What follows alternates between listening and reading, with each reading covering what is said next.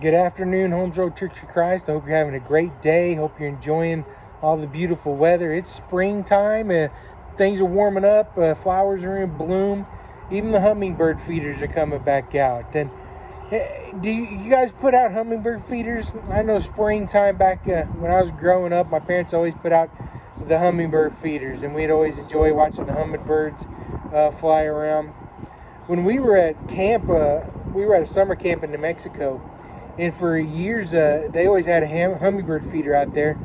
And I don't know if the hummingbirds got used to having people around or whatever, but we could put our fingers like on the little stands, and the hummingbirds just sit on our fingers and actually drink that red liquid out. And that was a lot of fun to have those hummingbirds sit on your finger and feel the breeze of their fast-beating wings hit you. It was a really interesting thing to get to know them that well, up that close. In a book that has come out called Fearfully and Wonderfully Made, it was co-authored by Philip Yancey and Dr. Paul Brand, and they talked about the hummingbird. In their book, they said that a hummingbird's heart weighs a fraction of an ounce, but yet it beats 800 times a minute. Can you imagine? 800 times a minute. And on the opposite end of that is a blue whale's heart. A blue whale's heart, it weighs half a ton, 1,000 pounds, and it beats only at 10 times per minute, very slow.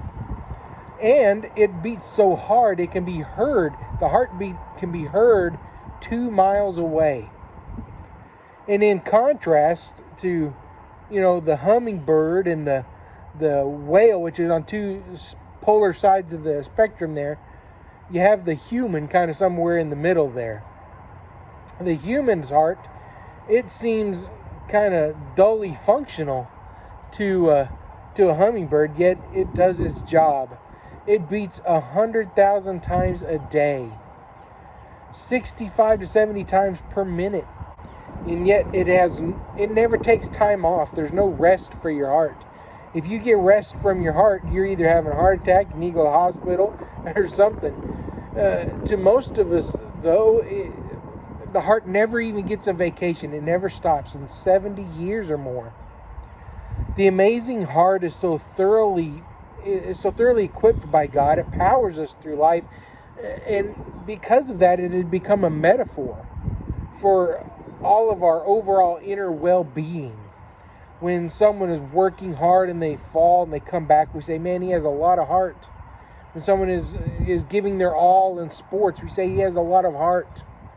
And so the heart is a metaphor. The amazing heart is a metaphor for our overall well-being. Yet both our literal and metaphorical hearts, they're prone to failure.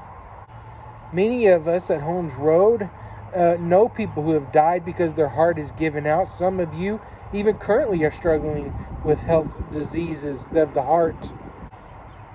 Heart failure is the leading cause of death in America. I think cancer is number 2, and the leading cause is heart failure. And so we can expect our hearts to give out, even literally and metaphorically. The psalmist Asaph, he's a worship leader of Israel, and he acknowledged in Psalm 73 the fact that our true strength comes from someone else. He writes, "My flesh and my heart may fail, but God is the strength of my heart and my portion forever." That's Psalm 73:26. Asaph was right. The heart, the flesh, it's going to fail. No matter how long you live, 90, 100 years, eventually your heart's going to give out. But the living God, he's our ultimate and eternal strength. As the maker of heaven and earth, he knows all of our limitations. He knows us, and he knows how to give us perfect power. In our times of difficulty and challenge, may we discover what Asaph was learning and what he learned throughout his own struggles through the years. And that is, God is the true strength of our hearts. We can rest in that strength every day. No matter where you're at physically no matter where you're at emotionally, no matter where you're at spiritually, God can give you the strength you need forever. Psalm 73:26, one more time. My flesh and my heart may fail, but God is the strength of my heart and my portion forever. I hope that scripture will hit you. I hope that scripture will encourage you through today. See you soon, Holmes Road. Bye-bye.